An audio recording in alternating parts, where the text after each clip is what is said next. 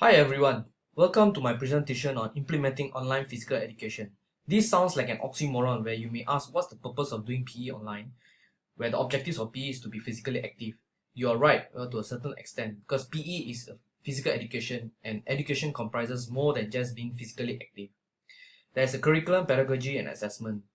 The reason why I'm embarking on this project is because of the changes made to the Singapore schools PE curriculum in 2014. There are more components to the curriculum such as outdoor education and others that I'll touch on later.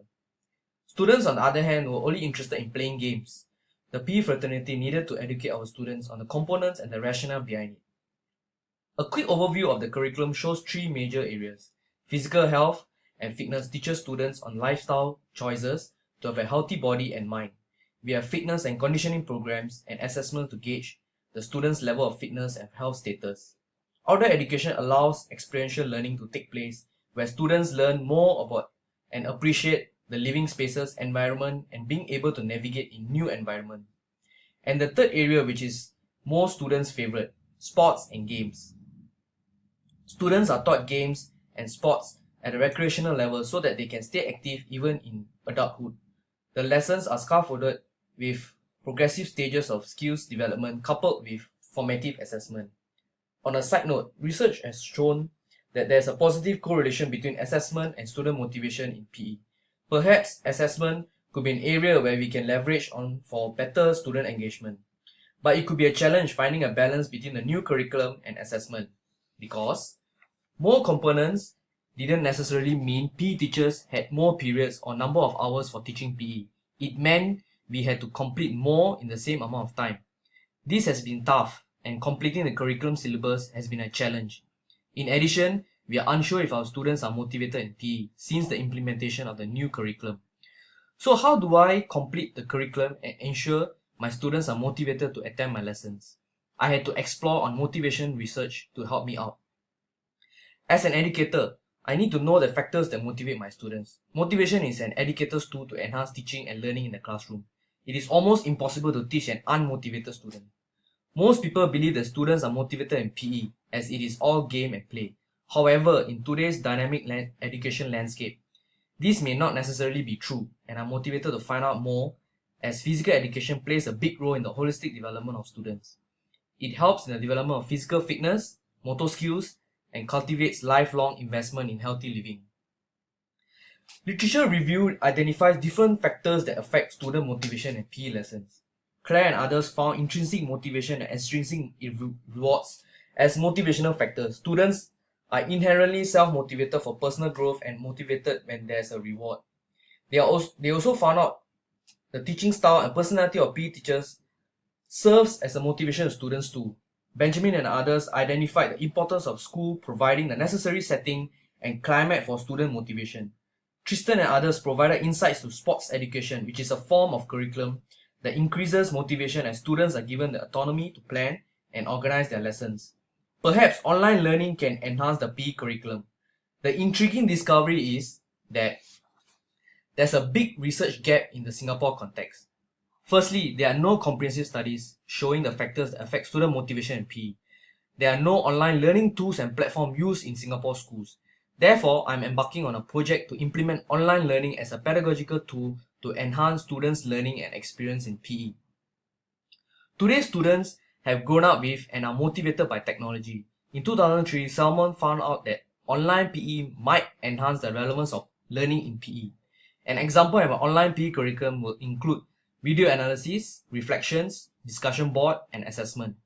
Students view online video clips of the correct technique for a new motor skill or analyze a video taken of them in action. The teacher then provides the students with a practice plan that they are required to implement.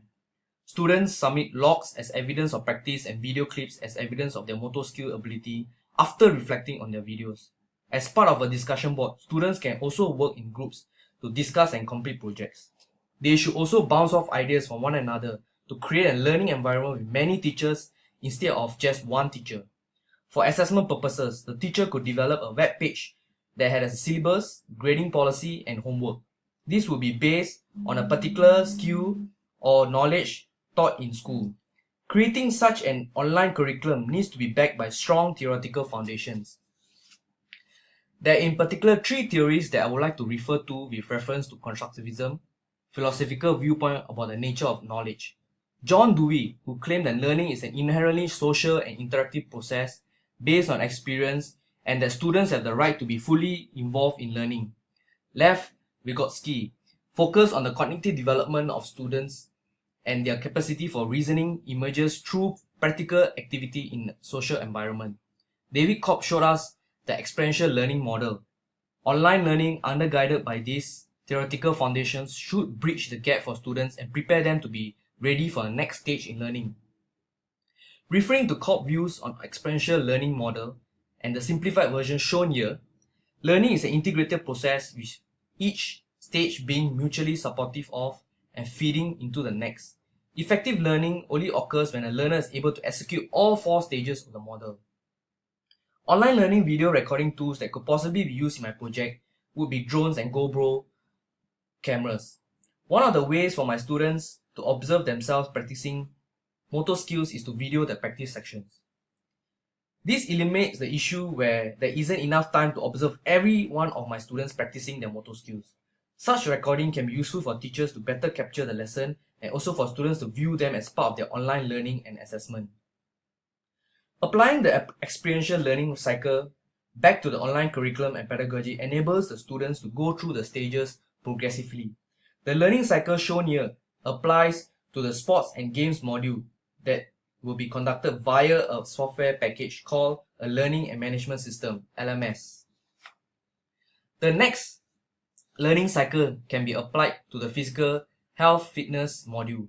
The online tool used here could be a web quest where the teacher encourages students to find their BMI by linking informational and learning elements that provide the most effective resources and interactions for the students to be proactive and self-directed to maintain their health and fitness. The magic of online learning is that students complete assignments, mostly cognitive via print, visual and audio media, outside of class, thus leaving more instructional time for students in class.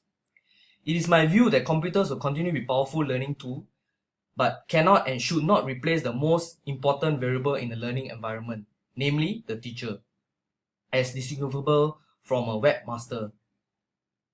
Online learning is a tool to help students in the process of learning to become physically educated for life. The following are my references. Thank you for listening to my presentation.